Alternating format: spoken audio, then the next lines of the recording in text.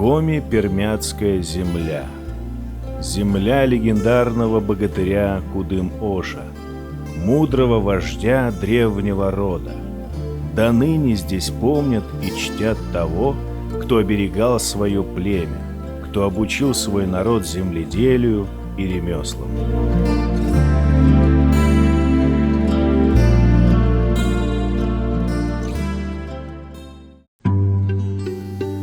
Лето.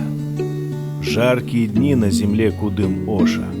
Первые ягоды, сочные травы, сенокосная страда. Нелегкий труд обещает сытную зиму скотине и хозяевам.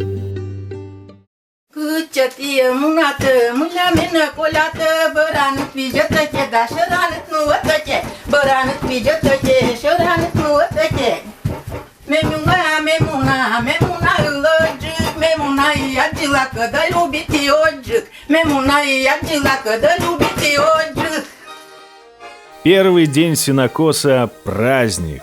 Накануне пекли пироги, крупяные шанги, шанги с картофелем и творогом. Настаивали овсяный напиток ырэш. Питательный, выпьешь в жару, голода как не бывало. Ю-ю, пей, пей! Нахваливают питье, заряжают доброй силой. В первый день сенокоса нарядные отправлялись на заре. Пока роса не сошла, траву косить легко. Коси, коса! Выходили целыми семьями, с малыми детьми, и для них найдется занятие по силам. Шон дети шабу, 6 часов уже мне вечером покоса. Должно мамы спожаться, няня се вечера бошеньта. Пожалуйста, няня да должно вечера с мама. И вот по имени шкишвимбону шамян вы шамян сия шамян кадужал весь. Сейчас корматен, да горта кай вам, а где ивен да щера паужунта бошетам секет. Каян кор полночь не секет не коре сколя. Чтобы кокна кольный ойкежа, старайтесь докончить течную зарода, и чтобы завершать зарод. Завершающая работа, уложить сено в сток, доставалась мужчинам. До ночи надо успеть, а уж потом на боковую. Верили в силы природы, просили хорошей погоды, чтоб не сгнила трава и не случился пожар. Ходили в лес, задабривали его хозяина. Чтобы не заблудиться, туго перетягивали с поясом. Если человек потерялся, оставляли лешему хлеб и молоко. К нему обращались и в случае потери скота.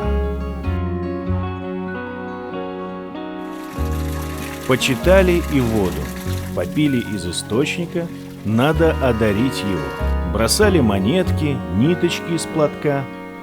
Не задобришь водную стихию, навлечешь беду. Вот это место, вырос только и шабу выма, куш место выма. И сейчас вахтама он старик, когда шло мать пронян.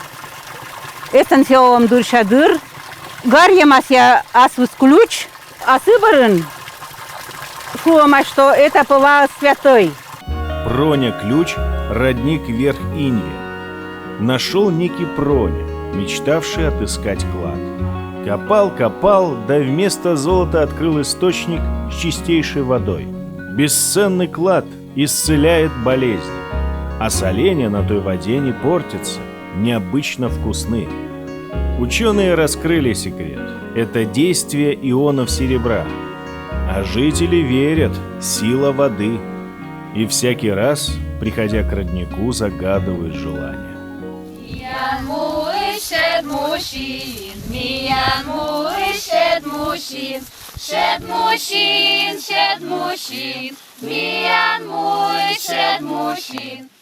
Из деревьев в особом почете березка. Ее украшали лентами и цветами, проводили обрядовые игры. Предки знали ценность березы в коре. Береста — податливый материал. Заготавливали в начале лета. В сухом темном месте хранится долго.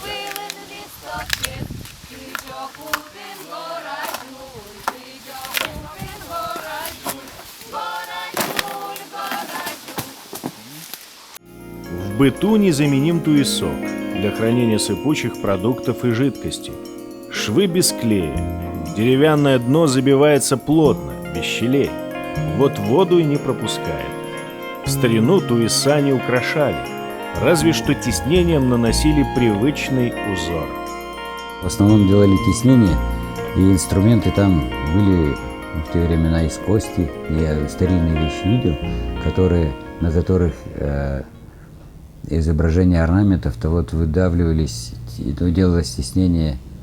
Вот пресс-формы видно, что деревянными или из кости. Сейчас чего только не мастерят из бересты. Были бы инструменты, подходящие до руки работящие, как у мастера Сергея Зубова. Фруктовницу умелец назвал в честь местной реки Юсьва – Лебединая вода. Ходит легенда, злой колдун превратил юношу Юсь в лебедя, его возлюбленную Ва в реку. Так и остались навечно вместе Юсь и Ва. У сосны в цене корень. Без единого гвоздя делали мастера ткацкие станки. Устойчивые, надежные, фору дадут современным. Вообще станки вот такие деревянные, их несколько видов. Есть станки, которые сделаны, как вот этот станок, из цельного корня полностью. А есть станки уже более современные, которые собраны. На старинном лучше и проще. Он, во-первых, и надежнее, он стоит крепко, уверенно. А более уже те, которые собраны там с гвоздями, их уже надо все время перелаживать, переколачивать. А этот станок поставил, все. Его и проще разбирать. Его станы разобрал, выбил все вот эти колышки, все, он готов. На зиму станок разбирали, складывали на чердак. Ткали же весной и летом, ночами и в редкое время между работами в поле и на лугу. Пряли осенью и зимой. Холст из льняных нитей светло-серый. Отбеливали на солнце. Иногда серый холст замачивали в щелоке, растворе древесной золы, отстирывали в реке и раскладывали под солнечными лучами. Окрашивали травами, в основном крапивой. Знали, какие растения дают нужные цвета, когда собирать, как заваривать. Чай на травах, лекарства, опять же травы. Их сбор, как, впрочем, и сенокос, завершался в особый день – Турун Вежен Лун, день смены травы. 2 августа, в Ильин день, лето переходит в осень. Старинный обряд многими забыт. Возрожден в Кочевском районе Коми-Пермяцкого округа. Ранним утром женщины идут к лесу, молча, чтобы леший не украл язык. На опушке трижды оборачиваются вокруг себя, строго против движения солнца. На земле оставляют подарок лешему мучное.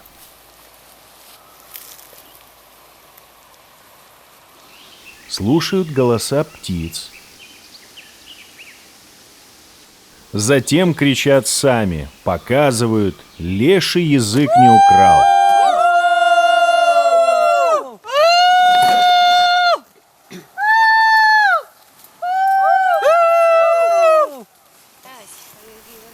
Собирают по 5 видов трав.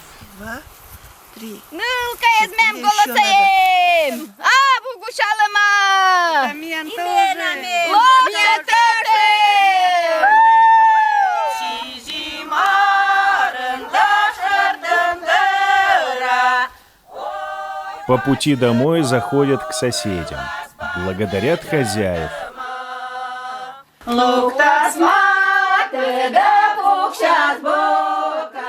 Травы обмакивают в брагу или в пиво для благополучия дома.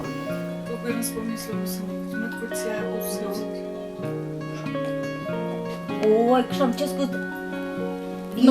Noi starati van să tiem până chiar Noi tot dezvrem ce tot. A mâine chiar acolo sučkunu, da sučkunu. Вечером гульбище. Сжигают корни трав. Семена сеют на ветру. Стебли в реку. Унесет все плохое. Хвори, беды, несчастья. У костра подолами собирают жар. Набирают тепло на зиму. Кто через костер прыгнет дальше, замуж выйдет раньше. Перебрасывают односельчанина с рук на руки, сноп кидают.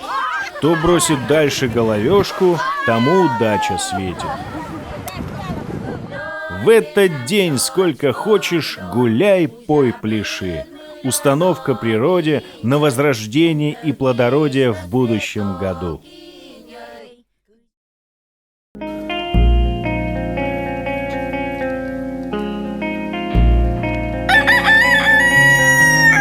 Вера сверхъестественная породила особое мировоззрение. Суть изображения наших предков в перско-зверином стиле, они подразделяли Вселенную на 3 мира. Это подземный мир, земной и небесный мир. Небесный мир олицетворял это солнце и птицы, земной мир – это изображение животных и людей, а подземный мир – это в основном были ящеры и ракообразные. Такое представление о сотворении мира встречаем в пермском зверином стиле. Сочетание образов людей и животных.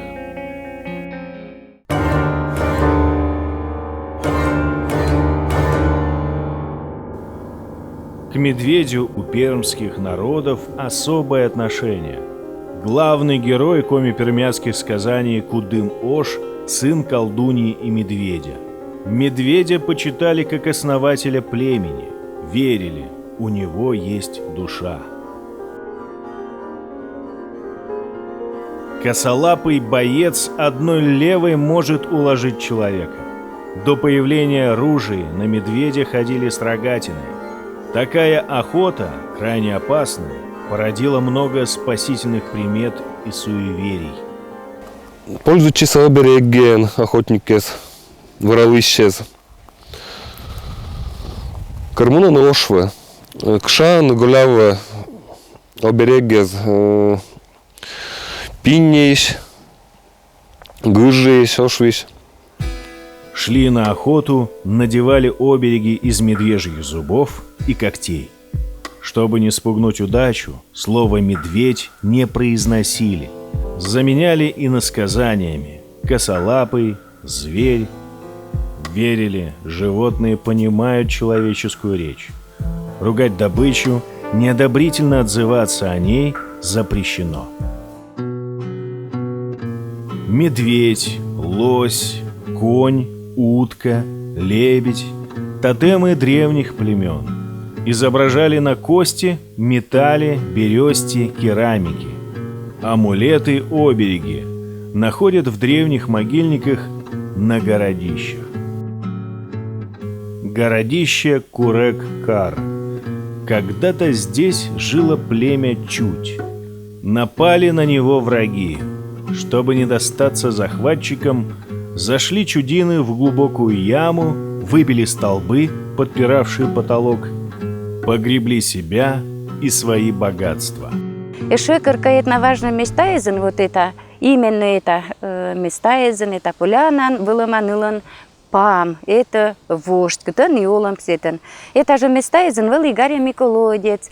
Правда, еще отерыс уже озото, да это колодец, кытан сичкач, чулали саденуна кадыс. Говорят, здесь на поляне жил их вождь Пам, а где-то рядом был глубокий колодец, куда Чуть спрятала золото. Заросло это место, обросло тайнами и домыслами. Только черные копатели тревожат память веков. Не будем ворошить прошлое. Счастливая судьба у другого легендарного места – городище Изюр, каменная голова. Иное название «Красная горка» связано с массивными глинистыми отложениями. Здесь был заложен Кудымкар, ныне самая высокая точка в городе. Сюда, спасая свое племя от врагов, пришел богатырь Кудым-Ош. Это место считалось обителью богов. Солнце подсказало герою: надо воздвигнуть городище здесь. Асла скорпунас кумны, асла сродло вишталас. Эт потышкаща, и эт пукала вещиш, а уджала, и мед бы шутся, счастье шеттыны, кола асланат, это понда старайчина. Умирая, Кудым-Ош завещал своему народу жить мирно, трудиться, искать дорогу к счастью. Прошли столетия, сменились герои, но помнит народ заветы Кудым-Оша. Пока звучит родная речь, пока печется хлеб, пока слышны старинные песни и жива вера в силы природы, оберегает свой народ Кудым-Ош. Горем